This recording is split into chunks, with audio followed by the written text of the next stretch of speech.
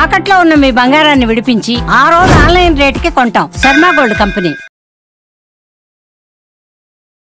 నమస్తే, welcome to Suman TV. నేను మానస. ఈరోజు మనతో పాటు ఉన్నారు ప్రముఖ జ్యోతిష్య నిపుణులు, ఎనర్జీ వాస్తు స్పెషలిస్ట్, శ్రీ విద్య ఉపాసకులు శ్రీమతి జయప్రద గారు. వారితో మనం మాట్లాడదాం. అలాగే ఈ నెలంతా కూడా మే నెలలో ద్వాదశ రాశుల వారి రాశి ఫలాలు ఏ విధంగా ఉన్నాయనేది తెలుసుకుందాం. అమ్మ నమస్తే. అమ్మ నమస్తే అమ్మ. శ్రీమాత్రే నమః. అమ్మ, ఈ నెలంతా కూడా ద్వాదశ రాశుల వారి రాశి ఫలితాలు ముందుగా మేము మీ నుంచి తెలుసుకోవాలనుకుంటున్నాము. తప్పకుండా నాన్న. అయితే మే నెలలో మనకి జరిగే రాశి ఫలాలన్నీ కూడా ఎలా ఉంటాయంటే కాస్త అందరికీ స్తంభన అనేది జరుగుతుంది. అంటే ఒక్కొక్క రాశికి ఒక్కొక్క ప్రభావం. కొంతమందికి అనారోగ్య సమస్య, కొంతమందికి ఆరోగ్య సమస్యలు, కొంతమందికి ఏమో ఆర్థికపరమైన సమస్యలు, కొంతమందికి కుటుంబంలో కాస్త కలహాలు, చిన్న చిన్న మనస్పర్ధలు ఇవే జరిగే అవకాశాలు ఎక్కువగా ఉన్నాయి. ఎందుకంటే ఈ ప్రభావం ఒక మాస ఫలితాలు మే నెలలో జరిగేవి మాత్రమే కాదు. ఈ షష్టగ్రహ కూటమి ఏదైతే జరిగిందో మనకి దాని ఒక ప్రభావం మనకి ఒక 50-55 రోజుల దాకా ఉంటుంది. సో మనకి మననే జరిగింది కనుక షష్టగ్రహ కూటమి అనేది మనకు ఉంది కనుక ఖచ్చితంగా ఇది మే ఎండింగ్ వరకు ఈ మాసం అంతా కూడా కాస్తంత కొంత కష్టకాలంగా కనిపిస్తుంది. అయితే ఒక్కొక్క రాశి వాళ్ళ ప్రభావం అనేది ఎలా ఉంటుందనేది మనం వివరంగా తెలుసుకుందాం. అయితే ముందుగా మనం ఏంటంటే మీనరాశిలో 4 గ్రహాలు ఏవైతే ఇక్కడ ఉన్నాయో, బుధుడు, శుక్రుడు, రాహువు, శనేశ్వరుడు ఏదైతే కలుసున్నారో ఈ కలయిక 4 గ్రహాల కలయిక అనేది కాస్తంత కష్టమైన పరిస్థితి తీసుకొస్తే ఎవరికైనా మనం ఎంత బ్రహ్మాండంగా ఉంది అని మనం చెప్పుకుందాం అనుకున్నప్పటికీ కూడా వాళ్ళు తెలుస్తుంది కదా ఎవరికి వాళ్ళకి కష్టాలు. ఆల్రెడీ ఇప్పుడు ఈ షష్టగ్రహ కూటమి అయిన తర్వాత ప్రతి ఒక్క రాశికి ప్రతి ఒక్కరికి కాస్తంత డిఫరెన్స్ కనిపిస్తుంది. ఇది ఆ ప్రభావం ఏ ప్రభావం తెలియకపోయినా వాళ్ళు కాస్తంత ఇబ్బందులు పడుతుంటారు. దాని నుంచి మే నెలలో మనకు ఉండేది అంటే ఈ కష్టకాలం నుంచి బయటపడడానికి ఒక నివారణ పూజ చేసుకుంటే బయటపడతాం. ఇబ్బంది ఏం లేదు. కాకపోతే కాస్తంత కొంచెం శ్రమించాలి. మనం అందరం శ్రమిస్తే పని అవుతుంది. ఇప్పుడు మనం ఏ రాశి వాళ్ళకి ఏ పరిస్థితులు ఎలా ఉన్నాయో చెప్పుకుందాం. మా కుంభరాశి వాళ్ళకి ఈ నెలంతా కూడా గ్రహస్థితి ఏ విధంగా ఉంది, ఎటువంటి ఫలితాలు కనిపిస్తున్నాయి? తప్పకుండా నాన్న. కుంభరాశి వాళ్ళకి ఈ మాసం ఏంటంటే శత్రు జయం అనేది ఉంది వీళ్ళకి. అంటే ఇంట్లో ఉండే శత్రువులు ఎవరైతే ఉన్నారో వాళ్ళు ఎవరు అనేది వీళ్ళకి బయటపడుతుంది. సో వీళ్ళు కనిపెట్టగలుగుతారు, లేకపోతే వీళ్ళకి ఆ విషయం తెలుస్తుంది. తర్వాత వ్యాపార రంగంలో ఎవరికి శత్రువులు ఉన్నారో ఆ శత్రువు అనే వాళ్ళు వీళ్ళకి తెలుస్తుంది. శత్రు జయం అనేది వీళ్ళకి జరుగుతుంది అన్నమాట. అంటే మంచి ఫలితాలే కనిపించవచ్చు అలా అన్నప్పుడు.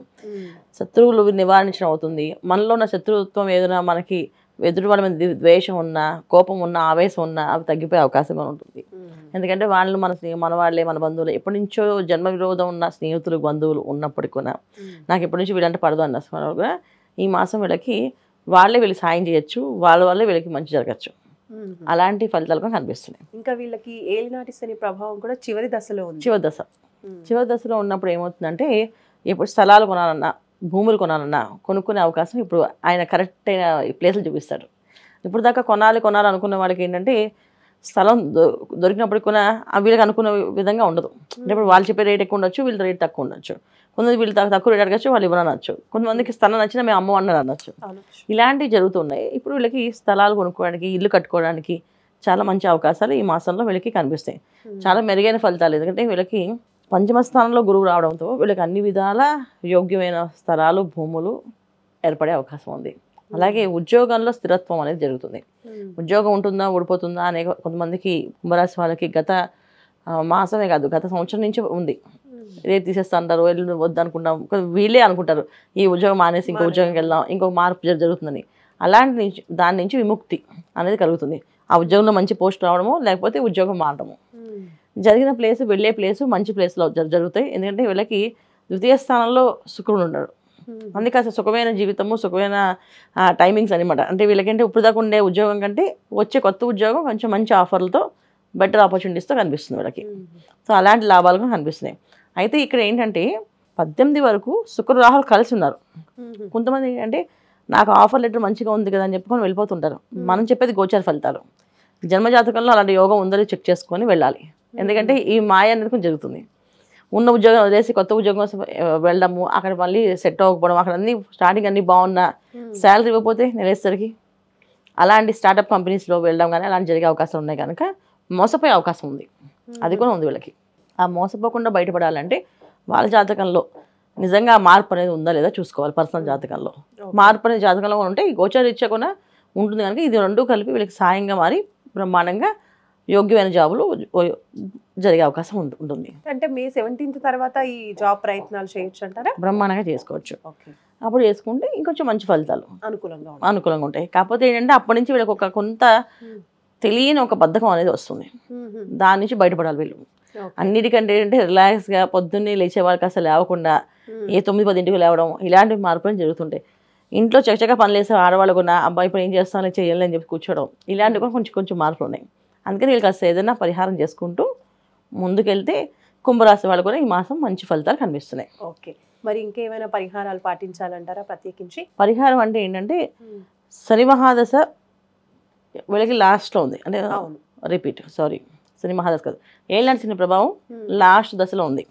సో ఈ లాస్ట్ దశలో ఉన్నప్పుడు ఏంటంటే మనం కొంచెం క్రమశిక్షణగా ఉండగలిగితే మంచి మంచి ఫలితాలు వస్తాయి. అంటే క్రమశిక్షణ అంటే ఏం లేదు, ఎర్లీ మార్నింగ్ లేవడం, కాస్త మన పని మనం చేసుకోవడం, ఎవరు ఆధారపడకుండా. ఇప్పుడు మంచిగా కావాలి మనం తెచ్చుకోవాలి, కాఫీ కావాలి మనం తెచ్చుకుంటూ ఉండాలి, అలా పెట్టుకుని చేసుకుంటూ ఉంటే మంచి ఫలితాలు ఉంటాయి. సర్వెంట్స్ని కొంచెం ప్రేమగా చూడడం, సర్వెంట్స్కి కాస్త డబ్బులు ఇవ్వడం, వాళ్ళకి ఏదైనా గిఫ్ట్గా కొనివ్వడం, కానీ కాస్త వాళ్ళకి ఏదైనా ఈ వాళ్ళ పుట్టినరోజులు వాళ్ళకి పండుగలు ఉంటాయి కదా, వాళ్ళకి వచ్చినప్పుడు ఏదైనా ఒక వస్తువు అలాగా ఇది తీసుకో, ఇది కోసం అని చెప్పి ఇవ్వడం కానీ చేస్తూ ఉంటే ఇంకొంచెం మంచి ఫలితాలు వచ్చి వీళ్ళు అనుకున్న పనులు అనుకున్న విధంగా జరుగుతాయి. కుంభరాశి వాళ్ళు ఈ నెలలో దానం చేయాల్సిన వస్తువుల గురించి చెప్పండి. వైశాఖ మాసం కదా, వచ్చి ఎండాకాలం, చక్కగా కుండల్ని మంచిగా దానం చేస్తే చాలా మంచి ఫలితాలు. ఎందుకంటే చలివేంద్రాలు పెడుతూ ఉంటారు చాలా మంది. చలివేంద్రాలు పెట్టే వాళ్ళకి కాస్త సాయంగా వీళ్ళ కుండలు కొన్ని పెద్ద పెద్ద కుండలు కొన్ని ఇస్తే ఆ కుండలు నీళ్ళు పోసి అందరూ తాగుతుంటే వీళ్ళకి కూడా మంచి ఫలితాలు, మంచి మెరుగైన ఫలితాలు కనిపిస్తాయి నాన్న.